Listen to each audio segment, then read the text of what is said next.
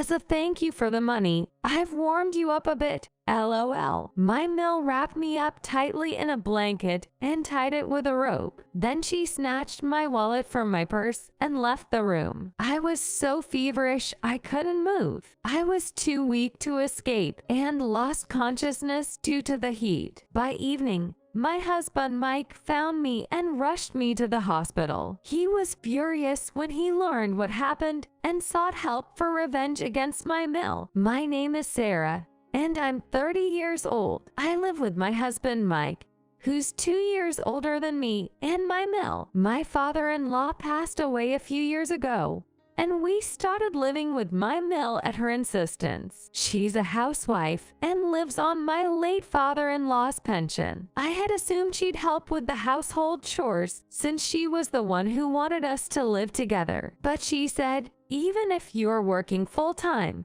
that's no excuse. Housework is a wife's job, so you better do it, LOL. And with that, she abandoned all household chores. Our home is spacious, and it's hard to clean it by myself every day. Mill, can we switch up the cleaning routine?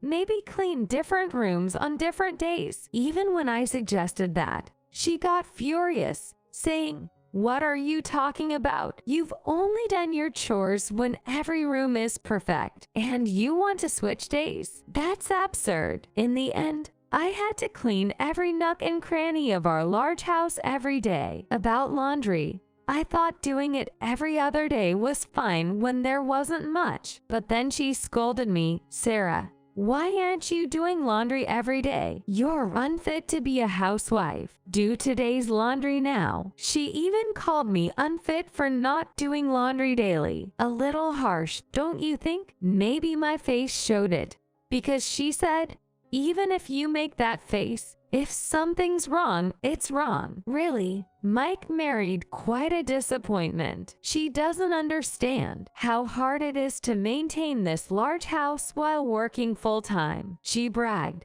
I handled all this with ease, but she had the time as a full-time homemaker.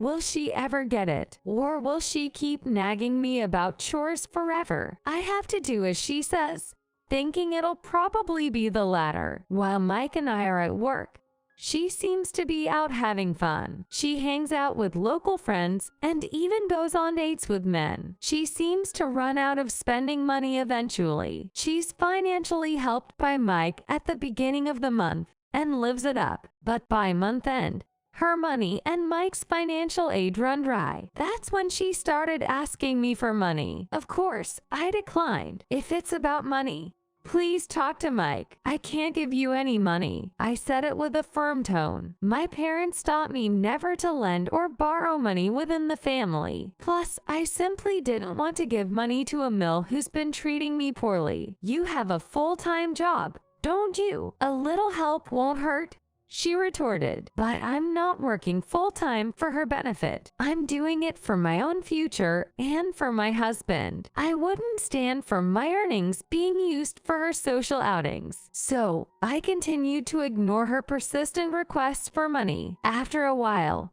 she seemed to give up and stopped asking for money. I thought I dodged a bullet. But then, my belongings started to go missing. First, it was a necklace with a diamond set in platinum. It was one of my favorites, and it disappeared. Next was a designer bag. I'm not really into branded items, but it was one of the few quality pieces I had and used carefully, and it vanished. After that, some other accessories and a wallet went missing as well. The reason became apparent soon enough. That day, I had finished my fieldwork and was told I could head straight home without going back to the office. So, I was able to get home earlier than usual. When I entered my room, I found my Mill rummaging through my closet. Mill, caught off guard, I blurted out, Mill. She popped her head out of the closet and said, oh, you're home early. She was holding some of my jewelry. What are you planning to do with that? I hesitantly asked,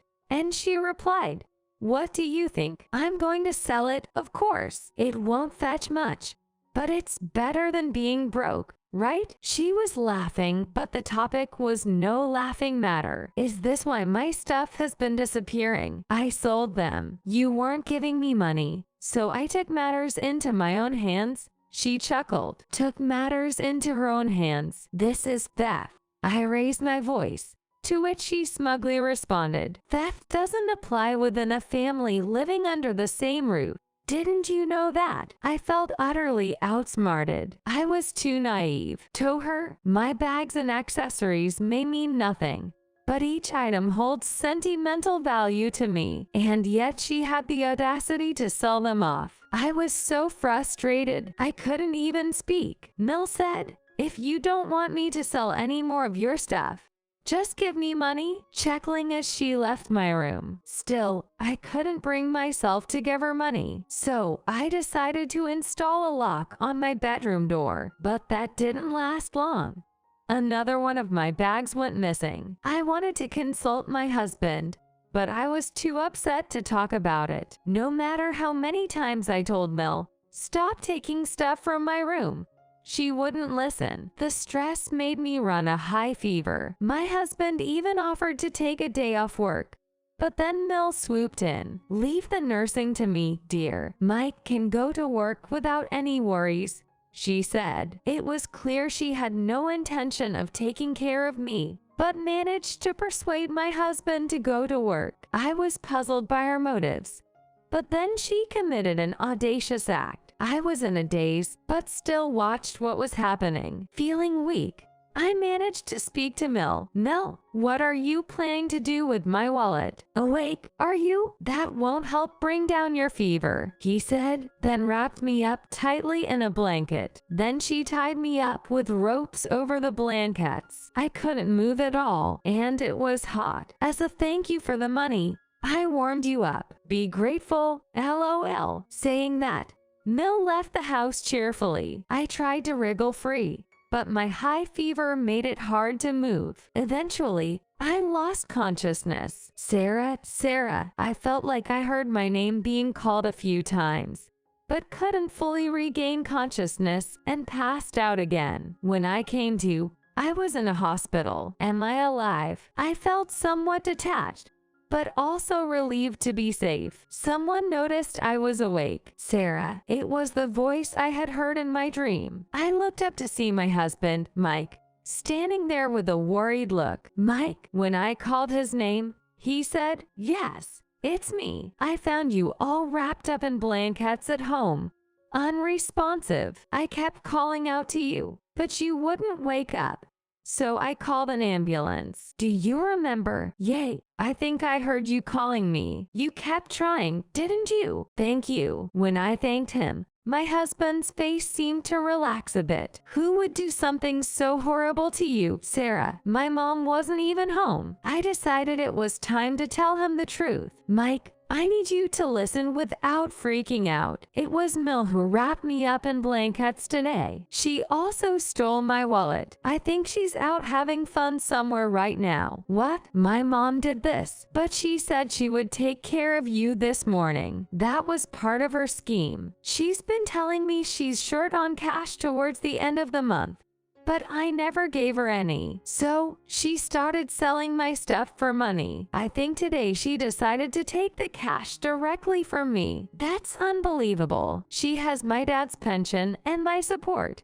She should have enough money. I can't believe she was hitting you up for money, too, and then selling your stuff when you said no. Really? It sounds insane, but it's true. Will you believe me? Of course, I'm your husband. Why wouldn't I believe my own wife? Mill's going to pay for this. I've lost my trust in Mill too, and she must have sold my stuff for a considerable amount. I want her to make it right. Hearing me say this, Mike said, got it. Leave it to me. I'll make sure Mill apologizes and pays us back. He then pulled out his smartphone and left the room, presumably to make a call. When he returned, he said, I got in touch with Mimi. Time for our counterattack. He grinned. 2 hours later, Mimi came to the hospital and listened to our story seriously. When we finished, she said, oh, that Mill of yours, and reassured us don't worry, leave it to me. And so we successfully enlisted a powerful ally. I ended up being hospitalized for the day. The next day was the day of reckoning. After I completed my discharge paperwork, my husband, Mimi, and I headed to my in-laws' house. When we got there, my Mill was lounging in the living room. As my husband briefly greeted her with a "we're back," she looked our way. "Well, it's about time. You got hospitalized over that. Talk about being weak. LOL. Not an ounce of regret in her voice. Even though I was at death's door, I was almost at my breaking point.